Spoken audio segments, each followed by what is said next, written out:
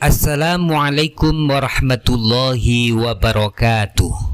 Sahabat istifadah ifadah yang dimuliakan Allah, semoga kita selalu dalam keadaan sehat walafiat, diberi umur panjang, rizki yang banyak, halal dan berkah. Dan semoga kita dan keluarga kita dijaga dari mara bahaya dan dari fitnah akhir zaman. Amin. Seorang tukang sihir, atau kalau di sini dikenal dengan dukun santet, mengakui akan dahsyatnya kekuatan satu surat di dalam Al-Quran. Surat Al-Quran yang telah menghancurkan sihirnya dan dirinya. Tukang sihir itu bercerita, "Saya adalah dukun terkenal. Semua orang tahu tentang keampuhan dan keganasan santet yang saya miliki. Orang-orang yang mengenali saya akan selalu berhati-hati untuk tidak menyinggung perasaan saya. Karena telah banyak korban dari sihirku meninggal dunia hanya karena kesalahan kecil yang mereka lakukan. Tidaklah saya menyihir seseorang kecuali saya menghancurkan kehidupannya. Saya menjadikannya seperti berada di dalam neraka, sehingga ia merasa kepala ada di kakinya dan kakinya berada di kepala. Dan jika saya menghendaki kematiannya, maka saya tidak butuh waktu lama untuk membinasakannya. Sampai pada suatu hari, datanglah seorang perempuan yang jika dilihat dari penampilannya, perempuan itu orang yang kaya. Terus terang, sungguh mayoritas dukun sangat membutuhkan orang-orang yang kaya." Perempuan itu memulai pembicaraannya. "Dengarkan omongan saya dari awal sampai akhir, jangan sampai salah." Tukang sihir itu berkata, "Apa keperluanmu? Sampaikan kepada saya. Saya punya satu permintaan kepadamu." Tukang sihir itu berkata, "Saya siap selalu melakukan perintahmu." Perempuan itu berkata, "Saya ingin kamu menyiksa mantan suami saya. Saya ingin melihatnya menderita, sakit-sakitan, jatuh miskin, sampai untuk membeli sandal pun ia tidak mampu, telanjang di jalanan karena stres." Tukang sihir itu berkata, "Baiklah, akan saya kerjakan. Bahkan saya akan menjadikannya lebih parah dari yang kamu bayangkan." Kemudian tukang sihir itu minta sesuatu yang diperlukan dalam ritual sihirnya. Nama mantan suaminya, nama ibu, alamat, foto, dan tentang kelahirannya. Kemudian tukang sihir itu berkata, "Sekarang pulanglah dan kembali ke sini 1 minggu lagi untuk menceritakan kehancuran mantan suamimu." Setelah mendapatkan 1 minggu, perempuan itu pun datang kembali ke rumah tukang sihir itu dan berkata, dia masih tetap sehat dan tidak kurang apapun. Bahkan dia tambah bersemangat dalam beraktivitas. Sihirmu tidak mempan. Tukang sihir itu sedikit terkejut dan berkata, "Kalau begitu kamu kesini lagi setelah 1 minggu, akan saya tingkatkan serangan sihir saya." Setelah 1 minggu yang dijanjikan, perempuan itu pun kembali ke rumah tukang sihir itu dan berkata, "Ia masih tetap sehat.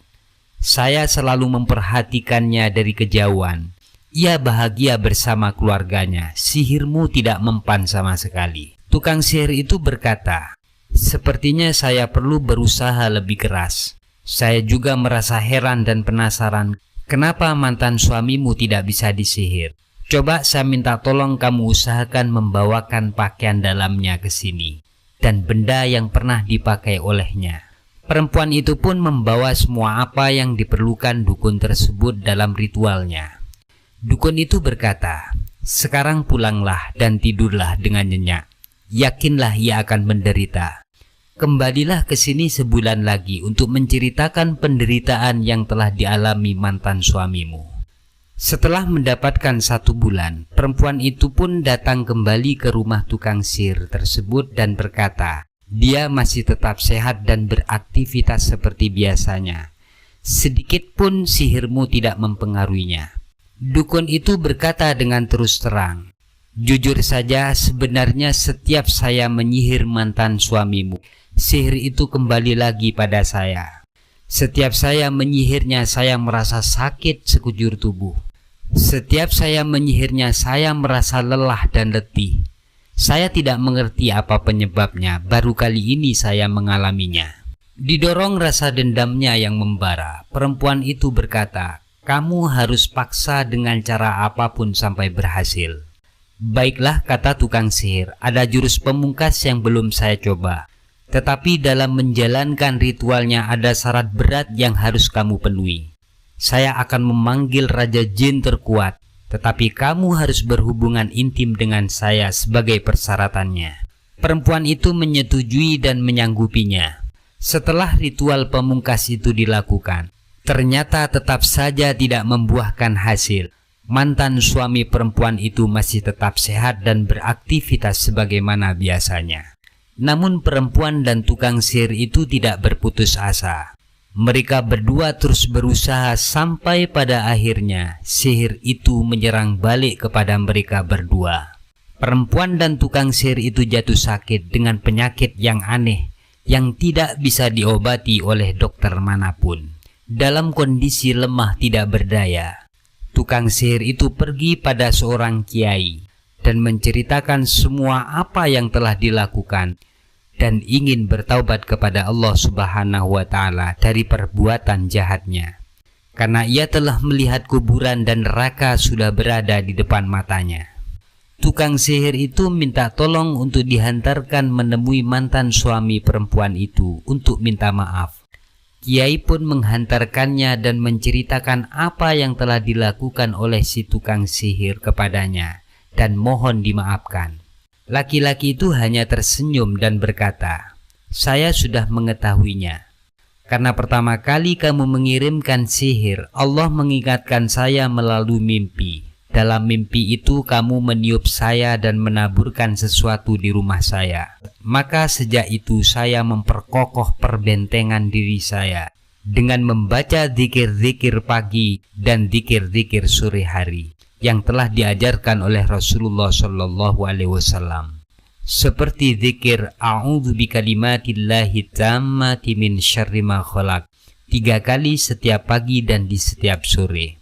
Dan saya juga membentengi diri dengan sholat, sedekah tiap hari dengan berharap Allah menjaga saya dari bencana. Dan satu lagi, saya punya keistiqomahan membaca surat Al-Isra setiap hari.